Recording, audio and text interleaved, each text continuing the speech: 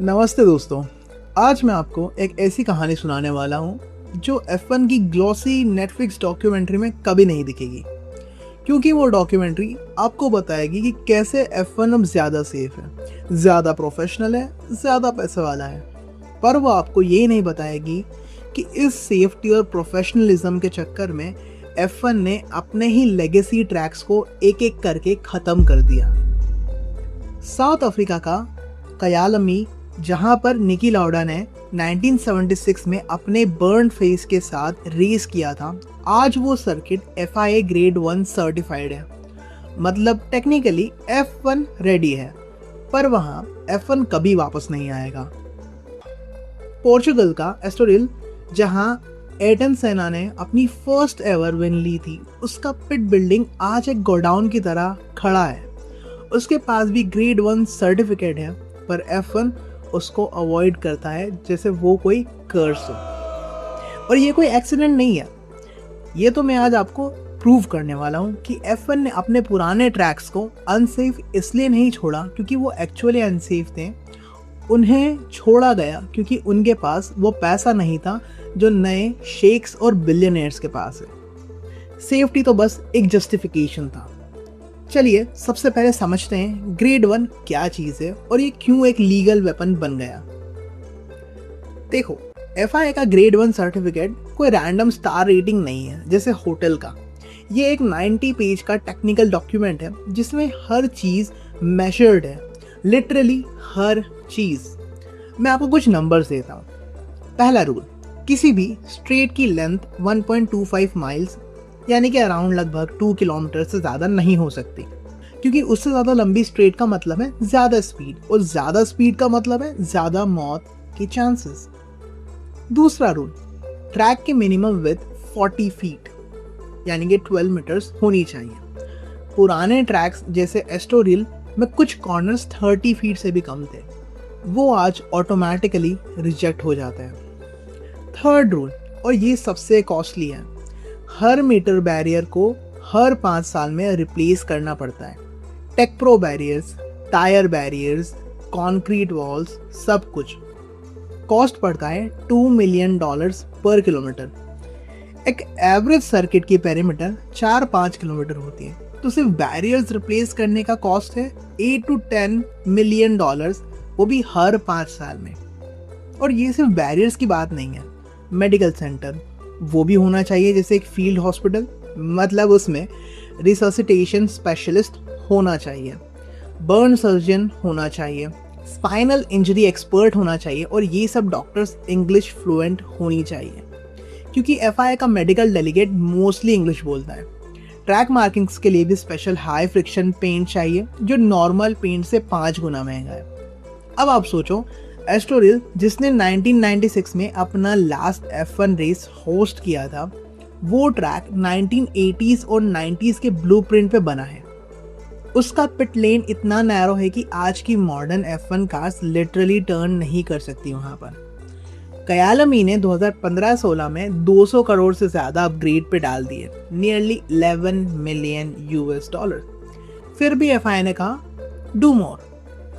तो समझ लो, ग्रेड 1 कोई स्टैंडर्ड नहीं है, ये एक मूविंग टारगेट है जिसे हर 5 साल में थोड़ा और ऊपर किया जाता है, ताकि सिर्फ वही ट्रैक्स क्वालिफाई कर पाए जिनके पास इनफाइनाइट पैसा हो।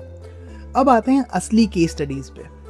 दोस्तों, कयालमी की कहानी सबसे पेनफुल है क्योंकि ये ऑलमोस्ट वापस आने वाली थी। ऑलमोस्ट। कयालमी ने 1961 में अपना पहला रेस देखा था। 1960s और 70s में ये अफ्रीका का मोटर स्पोर्ट कैपिटल था। 1976 में निकी ने यहाँ अपना कमबैक रेस किया, literally 6 weeks after his near fatal crash at नूरुबर्गरिंग।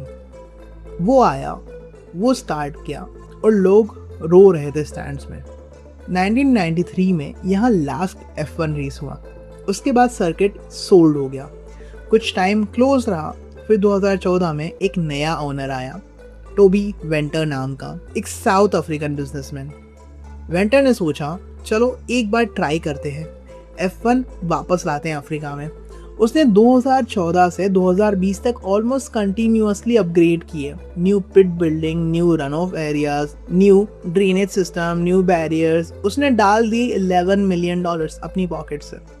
जून 2025 में क्या हुआ, FIA ने आकर कहा डिज़ाइन अप्रूव है, टेक्निकल लेआउट ठीक है, तुम्हारा ट्रैक अब ग्रेड 1 कंप्लायंट है। मतलब ये कि कयालमी लिटरली F1 रेडी है राइट नाउ।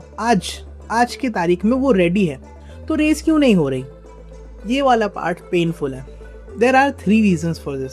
पहला रीजन, F1 कैलेंडर का जैम। अभी कैलेंडर में 24 रेसेस ऑलरेडी लॉक्ड इन है, हर सर्किट के साथ लॉन्ग टर्म कॉन्ट्रैक्ट्स हैं, टिपिकल 5 to 10 ईयर्स। कयालमी के लिए कोई जगह नहीं है अनलेस कोई सर्किट ड्रॉप करे, और कोई ड्रॉप नहीं करना चाहता क्योंकि F1 अब एक प्रिंटिंग प्रेस है पैसे की। दूसरा रीजन, और ये सबसे बड़ा है, होस्टिंग फी।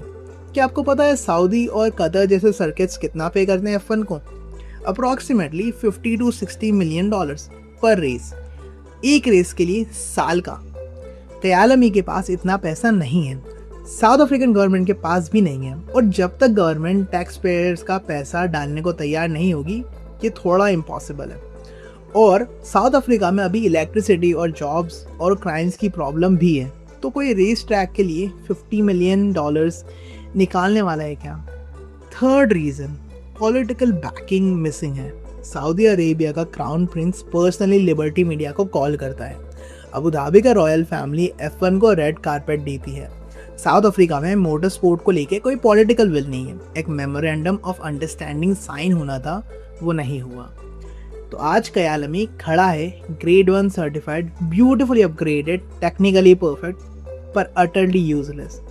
ट्रैक रेडी है पर F1 नहीं आएगा, क्योंकि F1 अब स्पोर्ट नहीं है। F1 एक एक्सक्लूसिव क्लब बन चुका है जिसमें एंट्री फी $50 मिलियन है, और गेस्ट लिस्ट पे सिर्फ वो लोग हैं जो उस चेक को कैजुअली लिख सकते हैं। अब आते हैं पोर्चुगल के एस्टोरिल पे, और ये केस कयालमी से भी ज़्यादा बिजार है। एस्टोरिल ने 1984 में अपना पहला पोर्चुगीज ग्रैंड प्री होस्ट किया। उसी रेस में एयरटन सेना ने अपनी फर्स्ट एवर फार्मूला विन ली थी, वेट कंडीशंस में, उसकी क्रेजी लोटस कार में, और वो फिनिश लाइन पे आके नियरली रो दिया था। 1996 तक एस्टोरिल रेगुलरली F1 होस्ट करता था, और फिर क्या हुआ? वही जो होता है, FIA ने कहा अपग्रेड करो, रन ऑफ एरिया एक्सपैंड करो, पिट बिल्डिंग नहीं बनाओ, ट्रैक विड्थ बढ़ाओ। एस्टोरिल के ओनर के पास पैसे नहीं थे, क्योंकि 90s में पोर्चुगल इकोनॉमिक डाउनटर्न में था, तो F1 ने कॉन्ट्रैक्ट रिन्यू नहीं किया, और वो लोग पोर्टिमाओ सर्किट में शिफ्ट हो गए। एक brand new EU funded track जो स्पेसिफिकली F1 के लिए डिज़ाइन किया गया था। अब ये ट्विस्ट सुनो, एस्टोरिल ने फाइनली अपग्रेड किया, नॉट फॉर F1, क्योंकि तब तक F1 ऑलरेडी चला गया था, लेकिन उन्होंने अपना ट्रैक इम्प्रूव किया, और 2020 के आसपास एस्टोरिल ने अप्लाई किया ग्रेड 1 सर्टिफिकेट के लिए। और क्या, वो ग्रेड 1 सर्टिफिकेट उनको मिल गया। आज के डेट में Estoril literally FIA grade 1 certified track है। मतलब अगर F1 चाहे तो कल ही एस्टोरिल में रेस शेड्यूल कर सकती है टेक्निकली, पर वो कभी नहीं करेगी, क्योंकि इसके भी 3 रीज़न हैं। पहला, पोर्चुगल ऑलरेडी एक F1 सर्किट रखता है, पोर्टिमाओ, और वो ज़्यादा मॉडर्न है, ज़्यादा फैसिलिटीज़ हैं और ज़्यादा पैडॉक स्पेस है। F1 को एक कंट्री में 2 सर्किट की ज़रूरत नहीं है। दूसरा रीज़न, एस्टोरिल का मेन स्ट्रेट अभी भी बॉर्डर लाइन है, ऑफिशियली FIA के लिमिट में है पर बेयरली। पिट एंट्री भी आज के F1 कार्स के लिए ऑकवर्ड है, एक ड्राइवर एरर हो जाए तो वॉल से लग सकता है। F1 को लॉ सूट नहीं चाहिए। थर्ड और सबसे सिनिकल रीज़न इसका ये है, एस्टोरिल एक्साइटिंग नहीं है। नए F1 फैंस को हिस्ट्री से फ़र्क नहीं पड़ता, उन्हें एंटरटेनमेंट चाहिए। DRS battles, 3 wide into turn 1, helicopter shots of याज।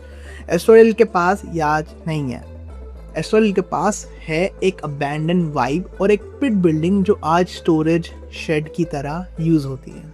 2023 में किसी ने एस्टोरिल का ड्रोन शॉट लिया था। पिट लेन के ऊपर लिखा है ऑटोड्रोमो दो एस्टोरिल, पर नीचे स्टैंड्स में घास उग रही है, लिटरली घास। एक FIA ग्रेड 1 ट्रैक, घास उग रही है स्टैंड्स में। यह है F1 का ब्रूटल आयरनी। दोस्तों, अब तक आपने 2 ट्रैक्स देखे, एक जो कभी वापस नहीं आएगा और एक जो टेक्निकली आ सकता है पर नहीं आएगा। पर मैं आपको एक तीसरा ट्रैक बताता हूँ जो इस कहानी का परफेक्ट कंक्लूजन है। कोरिया इंटरनेशनल सर्किट 2010 में बनाया गया था येओटा, साउथ कोरिया में, जो कि सियोल से 200 माइल्स दूर है, एक विलेज में। इसको बनाने में लगे थे $400 million, government funds, tax payer का पैसा। क्यों बनाया? क्योंकि साउथ कोरिया का गवर्नमेंट चाहता था कि वो भी F1 कैलेंडर में हो, जापान और चाइना की तरह। उन्होंने आर्किटेक्ट को बोला, डिज़ाइन अ ग्रेड 1 सर्किट। उन्होंने बनाया beautiful pit building, long straight, overnight hotels, everything perfect. पर फिर क्या हुआ? 2010 से 2013 तक सिर्फ 4 रेसेस होस्ट किए। हर रेस में ticket sales were embarrassing. Local public को F1 में इंटरेस्ट ही नहीं था। कोई grass root motor sport culture नहीं था। बच्चे कार्टिंग नहीं करते थे, ग्रैंडफादर्स F1 नहीं देखते थे। 2014 में F1 ने कॉन्ट्रैक्ट कैंसिल कर दिया। आज वो सर्किट ग्रेड 1 लाइसेंस अभी भी एक्टिव है, पर वहाँ रेस कोई नहीं होती। पिट बिल्डिंग कभी कभी वेडिंग वेन्यू की तरह भी यूज़ हो जाती है क्योंकि वहाँ पे AC है, that's why. $400 million, 4 races, 0 legacy. ये है उस ट्रैक की कहानी। ये है ग्रेड 1 ट्रैप, जहाँ आप ट्रैक बना सकते हो, पैसे डाल सकते हो, सर्टिफिकेट ले सकते हो, पर रेस कभी नहीं ला सकते क्योंकि F1 अब एक रियलिटी शो है, स्पोर्ट नहीं। और यही चीज़ पुराने ट्रैक्स के साथ भी हुई थी। उनके साथ जो सैक्रिफाइस किए गए ताकि नए ट्रैक्स बने। तो दोस्तों, अब मैं आपसे एक जेन्युइन बात करता हूँ। क्या कयालमी कभी वापस आएगा? टेक्निकली चांसेस हैं, अगर साउथ अफ्रीकन गवर्नमेंट $50 मिलियन का चेक लिख दे और कैलेंडर में जगह हो और वो मेमोरेंडम साइन हो जाए तो रेस आ सकती है। रियलिस्टिकली पॉसिबल नहीं है, अभी नहीं, और आने में 5 साल लग जाएंगे इजीली अगर कोई मिरेकल हो तो। क्या एस्टोरियल कभी वापस आएगा? बिल्कुल भी नहीं। पोर्चुगल ने पोर्टिमाओ चूज करा है। एस्टोरियल क्लब रेसिंग और ड्रिफ्टिंग इवेंट्स में अब जीता है। उसका F1 chapter is permanently close. और ये कहानी सिर्फ इन दोनों की नहीं है। ज़ैंडवुड भी ऑलमोस्ट चला गया था, पर डच गवर्नमेंट ने डाल दिया पैसे। मैक्स वर्स्टापन का हाइप आया और ट्रैक बच गया, पर वो सिर्फ एक्सेप्शन था, रूल नहीं।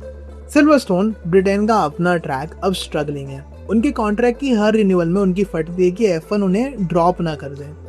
ये स्पोर्ट जिसने कभी डेंजर और सोल और ग्लोरी पे अपना नाम बनाया, वो अब स्प्रेडशीट्स और सोवरेन फंड्स की मेहरबानी पे चलता है। मेरा मन बिल्कुल नहीं है कि मैं फेक पॉजिटिविटी दूँ। Kyalami beautifully upgraded, grade 1 certified, completely ignored. Estoril rich history, grade 1 paradox, never coming back. Korea $400 million, 4 races, now just a wedding venue. अगर आपको लगता है कि मैं एग्जैजरेट कर रहा हूँ तो आप जाके गूगल मैप्स पे कोरिया इंटरनेशनल सर्किट सर्च कर लो, एरियल व्यूज़ देख लो। पिट बिल्डिंग ऐसी दिखती है जैसे किसी ज़ॉम्बी मूवी का सेट हो। तो यह है F1 का ओरिजिनल सिन। सेफ्टी के नाम पे उन्होंने लेगेसी को ख़त्म कर दिया और उसकी जगह दिया हमें वो sterile, soulless, billionaire friendly circuits जो दिखते तो एक्सपेंसिव है पर फील वो नहीं आती जो कभी कयालमी में आती थी या स्टोरियल में आती थी। अगर आपको लगता है कि मैं गलत हूँ तो मुझे कमेंट्स में बताओ, कौन सा डेड ट्रैक वापस लाना चाहोगे तुम, अगर तुमको मौका मिले तो। मेरा वोट कयालमी को जाएगा। और हाँ, नेक्स्ट वीडियो में मैं बात करूँगा उस ट्रैक की जो अभी भी F1 कैलेंडर में है पर जिसकी एक्सपायरी डेट आने वाली है, सिल्वरस्टोन। उसका भी टाइम आ रहा है। तब तक के लिए ड्राइव सेफ और पुराने रेसेस का हाईलाइट देखते रहना, क्योंकि वो ट्रैक्स तो गए पर उनकी यादें अभी भी ग्रेड 1 में जिंदा है। Thank you for watching the video. नमस्ते।